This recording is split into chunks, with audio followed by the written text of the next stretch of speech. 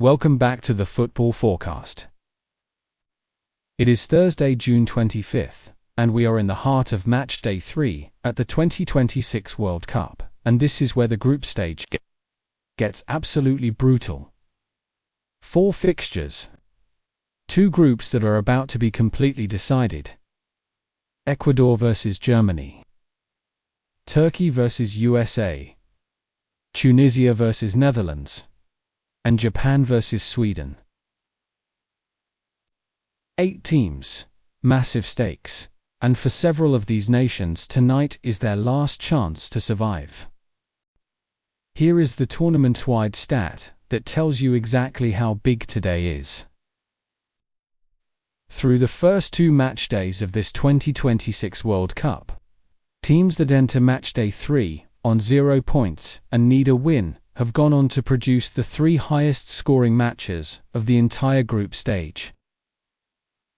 Each of those desperate nation games averaged 3.4 goals per 90 minutes. More than any other matchup type at this tournament. Turkey are on 0 points tonight. Tunisia are on 0 points tonight.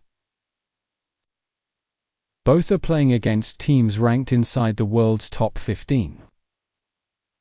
That means 2 of today's 4 games have the statistical fingerprint of chaos written all over them. Let us get into the breakdowns. Fixture 1, and it is the standout game of the entire matchday, without question. Ecuador versus Germany, kicking off at 4 p.m. Eastern in Group E. Germany are flying. That is the only way to describe it. Die Mannschaft sit at the top of Group E with a perfect 6 points from 2 wins, and they have been statistically dominant in both performances. In their opening win, they controlled possession at over 63%, registered 19 shots, and were ruthless in front of goal. Game 2 was even more commanding. Germany's pressing structure completely suffocated their opponent, winning the ball back in the opponent's half, an average of 8 times per match. One of the highest recovery rates in this tournament. Jamal Musiala has been the standout individual of this World Cup so far. Not just for Germany, but arguably across the entire tournament. His dribbling success rate through the first 2 games sits above 78%, meaning nearly 4 out of every 5 times he takes on a defender directly, he comes out the other side. He has been involved in 4 of Germany's 6 goals, either scoring or creating. Florian Wirtz alongside him in the number 10 role adds a second layer of creative unpredictability. And Kai Havertz has been the intelligent centre-forward who links the play and finishes when chances arrive. Germany's back line, anchored by Antonio Rudiger, has not conceded a single goal in this tournament. Ecuador, the try, arrive at this match in a genuinely desperate situation. They sit 3rd in Group E, on just 1 point a draw in their opening fixture, followed by a loss in Game 2. They need all 3 points tonight, and they need results elsewhere to go their way. Their campaign has been defined by defensive resilience rather than attacking firepower. They created few clear chances in either of their first 2 games, and have struggled to hold possession against technically superior opponents. But the data does have one encouraging note for Ecuador. They have pressed with enormous physical intensity in both Marseille and Germany, despite their overall dominance. Did allow 3 counter-attack opportunities in Game 2 that their opponent failed to convert. If Ecuador can get men behind the ball, trigger their counter at pace through Enner Valencia's movement, and force Germany into low tempo, defending rather than their natural high press, they have a small window. Head-to-head, Germany and Ecuador have met 3 times. Germany 1-2, Ecuador 1-1. That one victory came in a World Cup group stage at the 2006 tournament, which Germany hosted. Ecuador know they can compete at this level. The tactical battle tonight comes down to Germany's press versus Ecuador's low block and counter. If Germany press from the front and win the ball high, which they have done consistently all tournament, Ecuador will not have time to build attacks. Musiala tracking inside from the left and Wirtz arriving from deep are the two movements that will give Ecuador's defensive midfield the most problems. For Ecuador, Valencia must win his individual duels and hold up play long enough for runners to arrive from midfield. If he gets isolated and outmuscled by Rudiger, Ecuador's attacking threat disappears entirely. Our data-driven forecast. Germany are the most statistically complete team at this World Cup through 2 games. Their press win rate, their chance creation numbers, and their defensive solidity all point in one direction. Germany take all 3 points, confirm top spot in Group E, and Musiala adds to his already outstanding tournament tally. Ecuador fight with everything they have, but the quality gap is real. A 3-0 or 2-0 Germany win is the most likely outcome. Now let us move to our second fixture of the day. Turkey versus USA, kicking off at 4 p.m. Eastern, simultaneously in Group D. Group D could not be more clearly settled at the top and more desperate at the bottom. USA sit on a perfect 6 points, 2 wins, the joint best record in the tournament, alongside Germany, France, Norway, Argentina, and Mexico. Turkey, in contrast, are bottom of Group D on 0 points after losing both of their first 2 matches. Mathematically, Turkey need to win and hope Australia lose to Paraguay to have any chance of advancing. Their World Cup is effectively on life support. The USA's numbers at this tournament have been genuinely impressive, and for the home nation, that matters on every level. Christian Pulisic has been the standout player, involved in the team's most dangerous attacking moments in both wins. The United States have pressed aggressively from the front in both matches. Their defensive transitions have been organized, and Tyler Adams in central midfield has controlled games with a physicality and reading of the game that has impressed every analyst covering this tournament. The USA have scored in both matches and created the highest number of fast break chances in Group D for a home nation team at a World Cup. This form is historically significant. Teams playing on home soil with 6 points from 2 games have reached the knockout rounds 100% of the time since 1994. Turkey are not a bad team, they simply could not convert chances when they had them.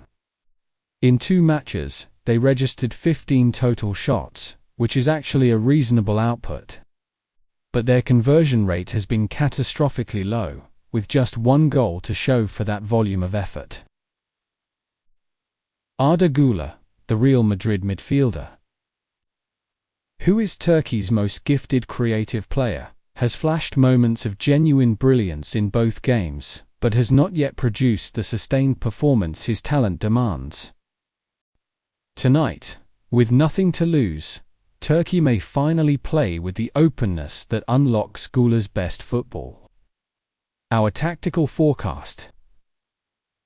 The USA will control this game with possession and use their pace in transition to punish any Turkish overcommitment in attack. Turkey need to take risks, and that creates the exact environment where USA are most dangerous.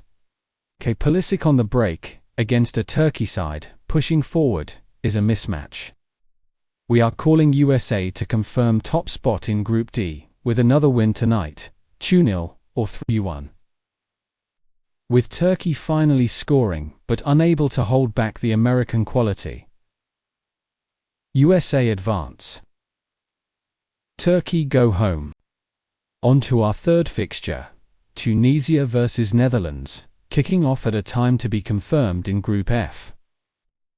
Group F has a clear top two, Netherlands on 4 points, and Japan on 4 points. Both have 1 win and 1 draw. Sitting level at the summit. Sweden are third on 3 points, and Tunisia are bottom with 0. So Netherlands are not under survival pressure tonight, but they absolutely cannot afford to relax, because their goal difference could decide first or second place in Group F, relative to Japan. The key player story for this match is Gakpo, the Liverpool forward. Has been one of the most dangerous attackers in the entire tournament for the Netherlands, combining direct running with clever movement into central pockets. His ability to receive between the lines and either shoot from distance or play through to a runner makes him the most difficult Dutch player for any defense to assign. Gakpo was directly involved in the Netherlands' goals in both their previous fixtures. Tunisia, however, have shown at this World Cup that they can suffer. They were thrashed 4-0 by Japan in their opening game. That Japan scoreline is already one of the landmark results of the group stage, and then lost their second match as well. Tunisia are on 0 points and have conceded 6 goals in 2 games. Their defensive organization has completely broken down under pressure from technical opponents. The Netherlands will absolutely target that weakness from the first minute. Our forecast: Netherlands take all 3 points and pad their goal difference before the final group game. Gakpo and the Dutch forwards are too technically polished for a Tunisia side that has shown no defensive improvement between Game 1 and Game 2. A comfortable 3-0 or 4-0 Netherlands win is the statistical expectation here. Tunisia go home scoreless in their World Cup campaign. And finally, our fourth fixture, Japan vs Sweden, kicking off alongside Tunisia vs Netherlands in Group F. This is the Group F match with the most direct knockout implications between two sides who are both capable of advancing. Japan sits second in Group F on 4 points. Sweden are third on 3 points. Japan need only a draw to confirm their place in the round of 16. Sweden must win to have a realistic chance of advancing, depending on the Netherlands' result. Japan's form at this World Cup has been remarkable. Their 4-0 demolition of Tunisia in the opening game was one of the most statistically dominant performances of the entire tournament. Japan registered 22 shots, completed passes at nearly 92%, and their press was relentless from the opening whistle. Daichi Kamada has been their most consistent performer, connecting the midfield to the attack with clever movement and disciplined pressing. Japan drew their second game, which shows they are capable of being frustrated, but that draw came against a well-organized opponent, and Japan still created the clearer chances. Sweden's 3 points came from a single win. They lost the second game and need a result here. Alexander Isak leads their attack with pace and technical quality that has troubled every centre-back in this group. If Sweden can get Isak running in behind Japan's defensive line early, they create a genuine threat. But Japan's defensive shape is compact and well-drilled, and they press the ball quickly in recovery to prevent exactly those transition runs. Our forecast: Japan's superiority in possession and their pressing intensity give them the platform to control this match and take the result that confirms their advancement. Sweden will push for a goal through Isak, but Japan's defensive organization limits the clear chances. A 1-0 Japan win or a draw that still sees Japan through are the two most statistically probable outcomes. Sweden's tournament ends tonight.